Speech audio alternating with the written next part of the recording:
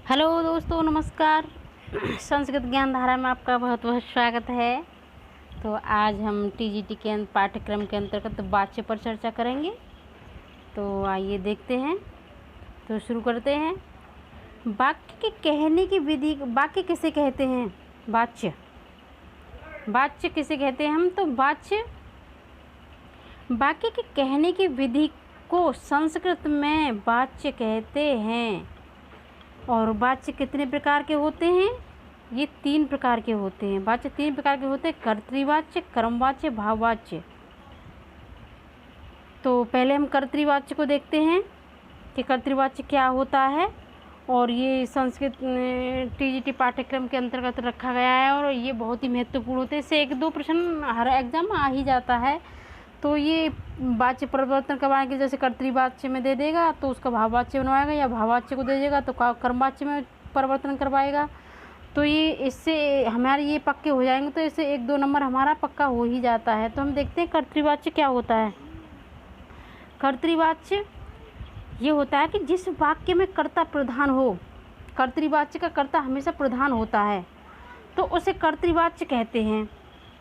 ऐसे याद रखना कि कर्तृवाच्य में कर्ता की प्रधानता होगी। कर्तृवाच्य जो होगा कर्ता की, क्योंकि ये का से कर्तरी और ये का से और ये प्रधान कर्ता, ठीक है। कर्तृवाच्य का कर्ता इसमें प्रधान होगा, उसे कर्तृवाच्य कहते हैं। जैसे कि और इसके नियम है कुछ, तो देखो कैसे, क्या नियम है इसके। कर्ता में प्रथमा विभक्ति होती है। कर्तृवाच्य के कर्ता में हमेशा प्रथमा विभक्ति होगी। जो कर्ता होगा उसमें प्रथमा विभक्ति होगी। और कर्तृवाच्य के क्रम में द्वितीय विभक्ति होगी। कैसी होगी? द्वितीय विभक्ति होगी। रही क्रिया की बात, तो क्रिया पुरुष तथा वचन के अनुसार लगाई जाती है। ये आपको पता ही होगा।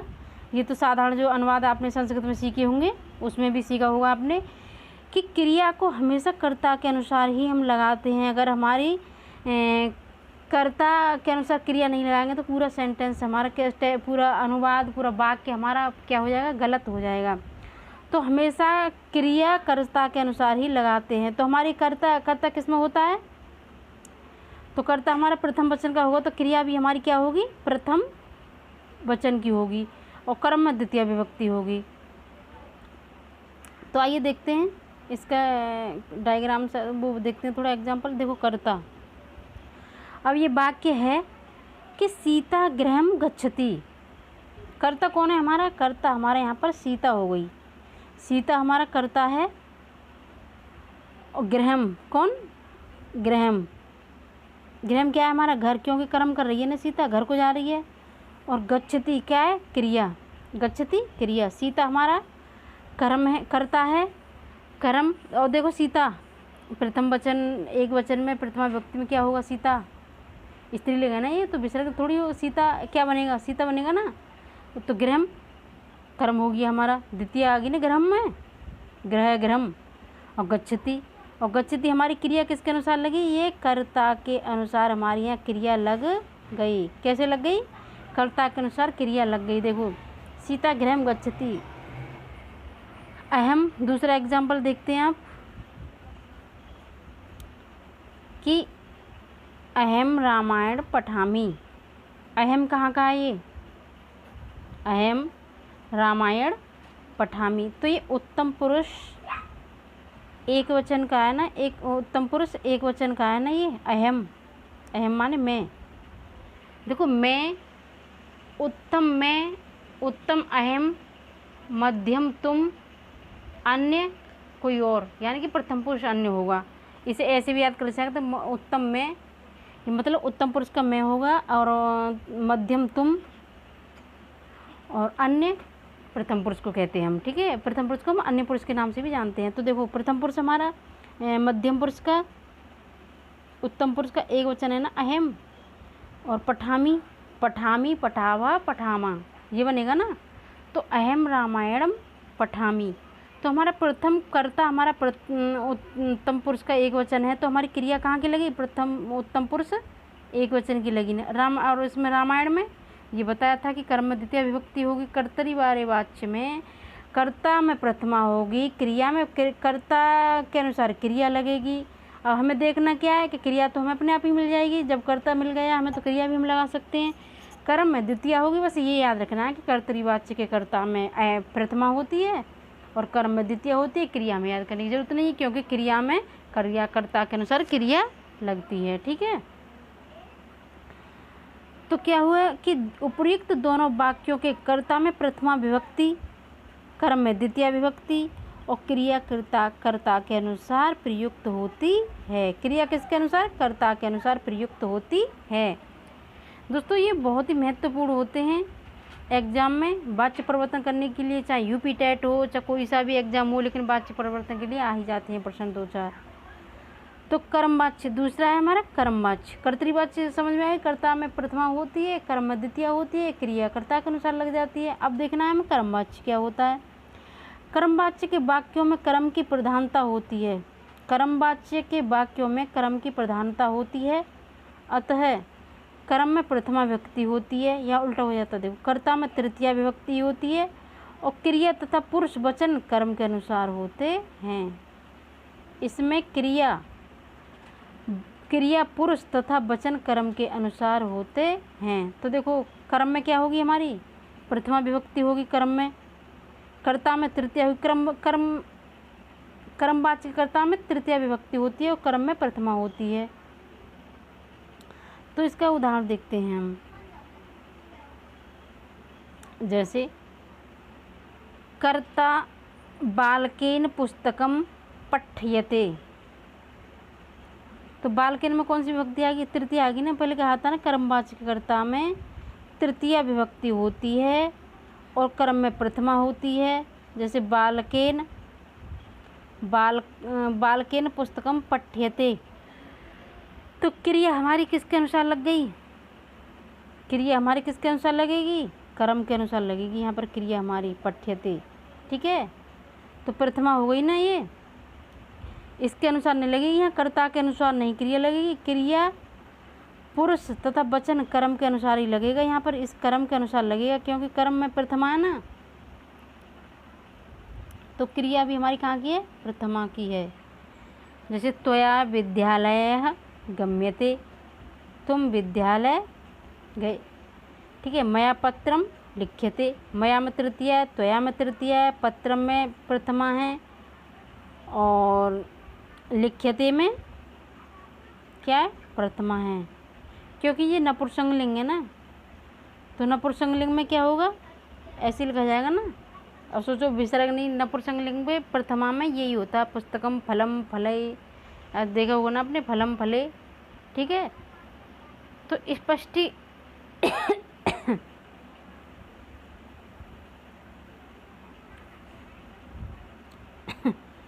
सॉरी दोस्तों, स्पष्टीकरण उपर्युक्त वाक्यों में के कर्ता में तृतीया विभक्ति, कर्म में प्रथमा विभक्ति, क्रिया कर्म के अनुसार प्रयुक्त होती है। अच्छा, कर्मवाच्य के कर्ता क्रिया कर्म के अनुसार लगती है इसमें, और कर्तृवाच्य के में कर्ता के अनुसार क्रिया लगेगी, लेकिन कर्मवाच्य में क्रिया कर्म के अनुसार ही लगेगी, क्योंकि यहाँ पर कर्म की प्रधानता होती है, ठीक है।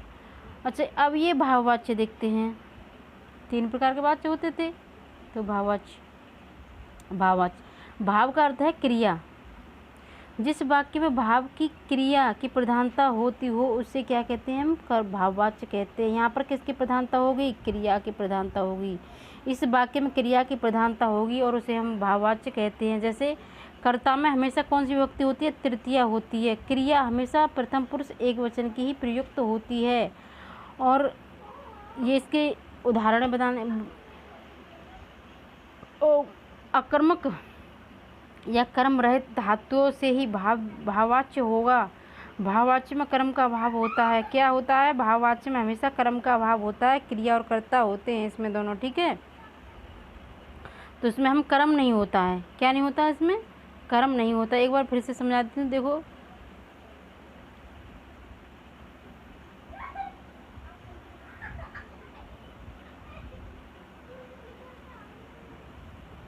एक मिनट।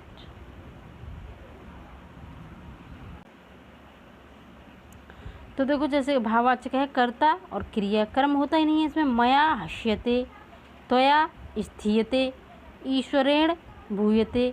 इसमें कर्ता में तृतीय विभक्ति होती है ना, भाववाचक के कर्ता में तृतीया होती है। तो देखो मया, त्वया, ईश्वरेण। और क्रिया, क्रिया को मैंने आपको बता ही दिया था कि क्रिया देखो अकर्मक धातुओं से ही भाववाच्य होगा ना। क्रिया हमेशा क्या होगी, प्रयुक्त एक वचन की होगी। इसमें क्रिया प्रथम पुरुष एक वचन की होगी। तो देखो प्रथम पुरुष एक वचन की है ना क्रिया, हास्यते, स्थियते, भूयते। ठीक है, स्पष्टीकरण कर देते हैं इसका। देखो उपर्युक्त उदाहरणों में कर्ता तृतीय विभक्ति तथा अकर्मक क्रिया प्रथम पुरुष एक वचन की प्रयुक्त होगी। कर्म पद का यहाँ अभाव रहता है। भाववाच्य में हमेशा कर्म का अभाव होता है। कर्म का अभाव होता है, इसका कोई कर्म का अभाव होता है इसमें। अच्छा, कुछ महत्वपूर्ण तथ्य हैं जो इन्हें देख लेते हैं। देखो वाक्य में जो प्रधान होता है उसमें प्रथमा विभक्ति होती है, तो उसे क्या कहते हैं हम, कर्तृवाच्य। कर्तृवाच्य के वाक्यों में कर्ता प्रधान होता है, अतः इसके कर्ता में प्रथमा विभक्ति आती है। इसी प्रकार कर्मवाच्य के वाक्यों में कर्म की प्रधानता होती है। कर्मवाच्य में देखो ऐसे याद रखना है, मैं कर्तृवाच्य के कर्ता और कर्म के कर्म की प्रधानता होगी। कर्तृवाच्य के कर्ता की प्रधानता होगी ना, मैं कर्ता में प्रथमा होगी। और कर्मवाच्य के वाक्य में कर्म की प्रधानता होगी, इसके कर्म में प्रथमा विभक्ति आती है।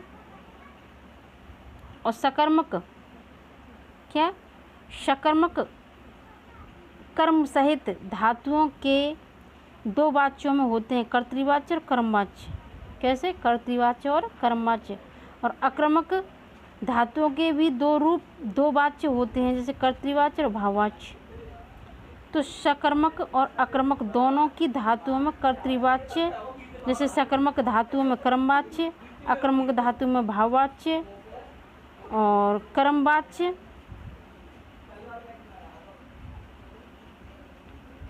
और कर्मवाच्य, एक मिनट कैसे हिल रहा है आज,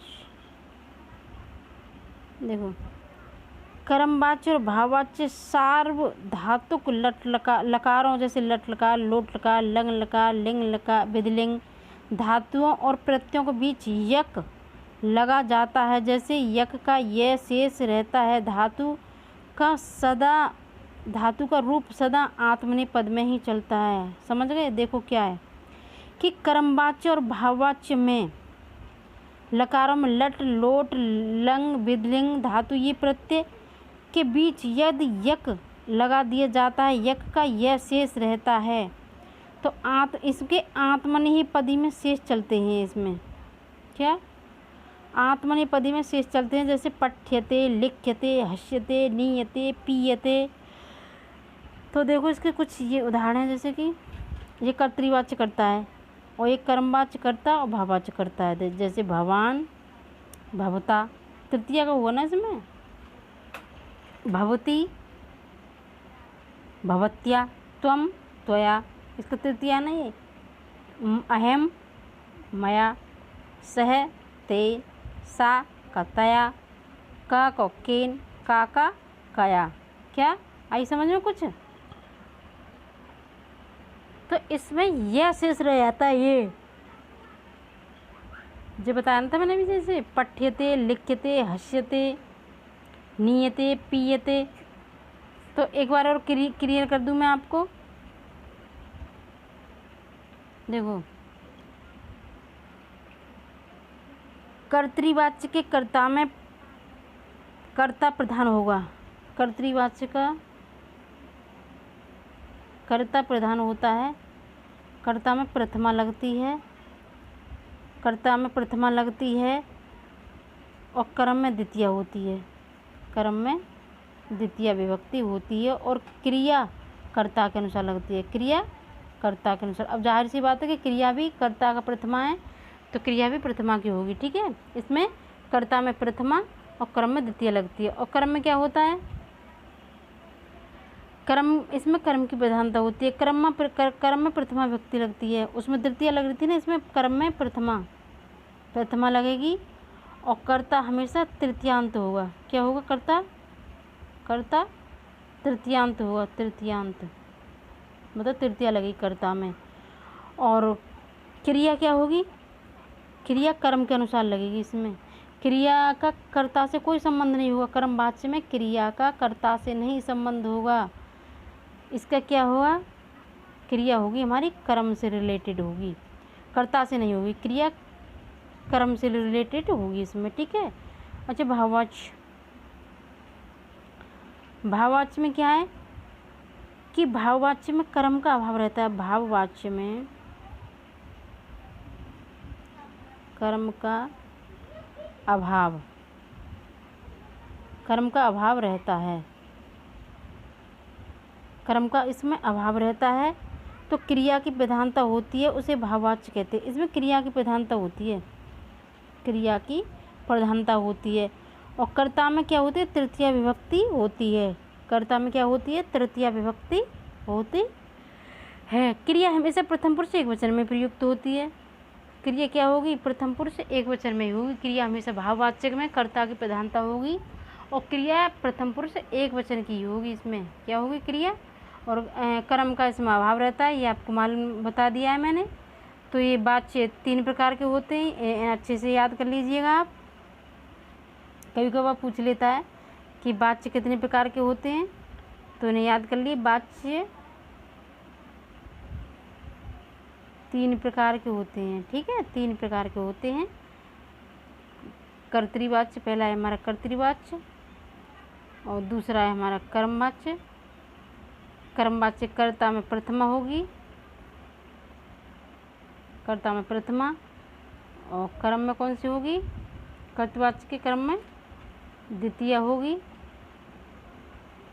ठीक है। और क्रियाकर्ता के अनुसार कर्म में क्या होगी? कर्म में प्रथमा होती है, कर्म में प्रथमा होती है।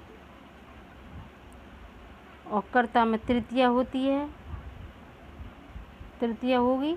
और भाववाच्य के कर्ता में तृतीया होगी, लेकिन कर्म में क्रिया में प्रथमा विभक्ति एकवचन ही होगा, लेकिन कर्म का उसमें अभाव होगा।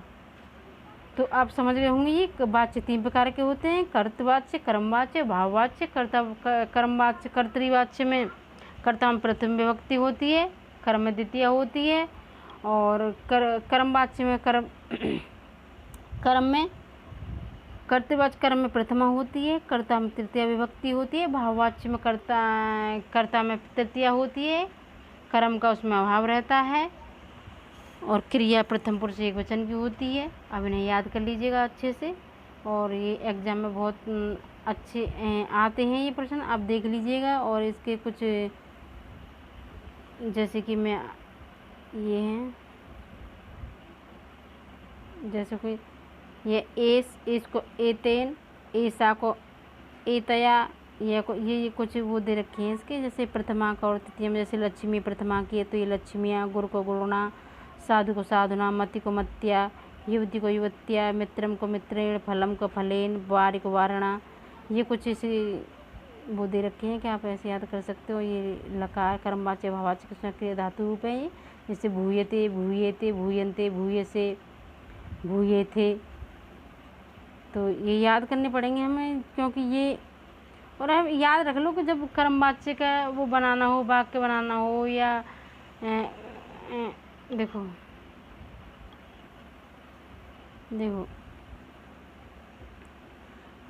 कि कर्तृवाच्य को छोड़ के समय पीछे ये लगा होगा, यह। अब देखो कहाँ ये लगा हुआ, देखो क्रिया में क्या है, ये लगा होता है यह, जैसे पठ्यते, गम्यते, लिख्यते। और देखो इसे भाववाच्य में हो गया हस्यते, स्थीयते, भूयते। और कर्तृवाच्य में ऐसा नहीं होगा, कर्तृवाच्य में नहीं होगा। कर्तृवाच्य में देखो सीता गृहम गच्छति।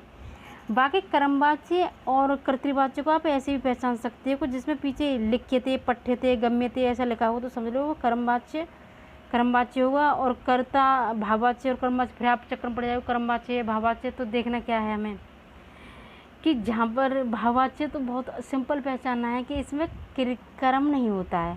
अब जैसे मया हस्यते, मया हस्यते, मेरे द्वारा हंसा गया, ऐसा कुछ, क्योंकि इसमें क्रिया कहाँ आपको दिख रही है, कर्म, कोई कर्म नहीं दिख रहा ना। तो जहाँ पे ये 2 होंगे ना, वहाँ पे तो वहाँ हमारा भाववाच्य हो जाता है।